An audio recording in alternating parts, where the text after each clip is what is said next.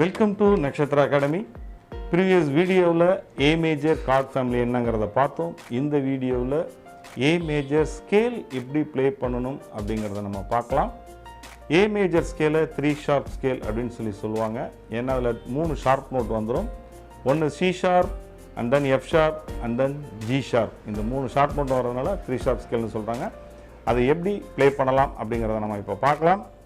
இப்போ கிட்டார்ல 7th fretல 4th string 3rd finger apply பண்ணீங்கன்னா this is A note and then 4th fret 3rd string 1st finger apply பண்ணீங்கன்னா B note, same string 6th fretல 3rd finger apply பண்ணீங்கன்னா C sharp and then D note, same string 7th fretல அடுத்தது 5th fretல 2nd string 1st finger apply பண்ணீங்கன்னா E note and then same string 7th fretல 3rd finger apply பண்ணீங்கன்னா F sharp and then 4th fretல 1st finger apply பண்ணீங்கன்னா 1st stringல G sharp, same string